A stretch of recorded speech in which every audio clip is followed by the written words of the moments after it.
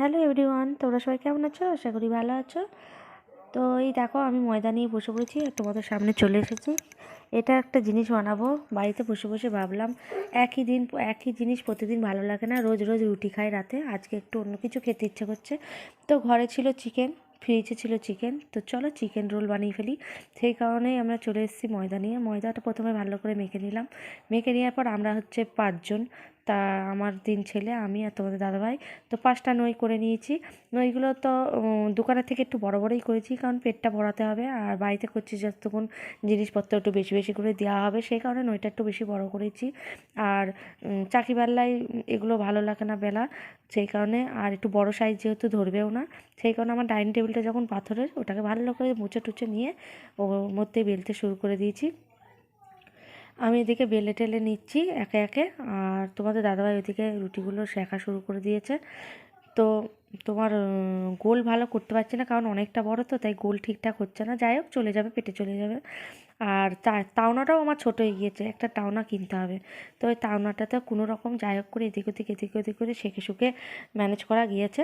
তো এবার তোমাদের দাদাভাই এখানে যে মাংসর মশলাটা সেটা তৈরি করছে, আর এখানে ডিম টিম যা কিছু লাগে সেগুলো রেডি করে ফেলেছে। তারপরে এবার একটা একটা করে রোল বানানো শুরু হয়ে গেছে।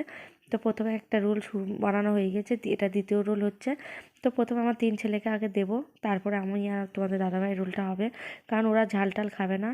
একটা রোল আমি রেডি করছি, আর একটা রোল তোমাদের দাদাভাই দিচ্ছে, মানে ও তৈরি করছে আর আমি রেডি করছি। তো এই হচ্ছে ব্যাপার। তো একে একে একটা রোল, দুটো রোল, 3টে রোল করতে করতে 5টা রোলই কমপ্লিট হয়ে গিয়েছে। রোলগুলো তৈরি করার আগে মশলাগুলো ভাগ করে নিয়েছি, কারণ কোনোটাই কম বেশি চলে গেলে তখন আবার অসুবিধা হয়ে যাবে। তো 5টা ভাগ করে নিয়েছি, 5টায় যেহেতু রোল হবে। তো এইবার রোলগুলো করার পর এবার আমি দোকানে যেমন করে সেরকম করে সুন্দর করে যা কিছু দিতে হয় সেগুলো দিয়ে দিচ্ছি। তো এবার এখানে কাগজও আছে আমার। তো এবার রোলগুলো আমি কাগজের মধ্যে মুড়িয়ে দেবো। তো তা করতে করতে একটা চিকেনটাকে টুকরো টুক করে পড়ে গিয়েছে, আর আমার বড় ছেলে পাশে দাঁড়িয়েছিল, টুক করে নিয়ে খেয়ে নিয়েছে। তো ও পাশে যতগুলো রোল বানিয়েছি ততগুলো একটা দুটো করে বেরিয়ে যাচ্ছে, আর ও বসে বসে খেয়ে নিচ্ছে, এই হচ্ছে ব্যাপার। তো এই দেখো নিয়ে চললো, আমি বললাম দাঁড়া একটু ভিডিও করি। ভিডিও করার তর্স হয়েছে না। এইদিকে আমার মেজো ছেলেকে প্রথমে দিয়ে দিয়েছি, এবার বড় ছেলে নিয়েছে, এবার আমার বুকানের পালা। তো এবার বুকানকে দেবো। আর বুকানেরটা এটা রেডি করছি, ওদেরটা শুধু সস দিয়েছি আর কিচ্ছু দিইনি, আর মশলাটাই দিয়েছি, কারণ ওরা ঝাল খেতে পারবে না বলে। তারপরে তোমাদের দাদাভাইয়েরটা আর আমি আমারটা করব। আমাদেরটার মধ্যে দেবো ম্যাগি মশলা, সোয়া সস, লঙ্কা কুচি সব রকম দেবো। এই যে দিচ্ছি দেখতেই পাচ্ছ, সেইগুলো দিয়ে আমাদেরটা রেডি করব। তো আমরা একটু ঝাল ঝাল করে খাবো সেই জন্য।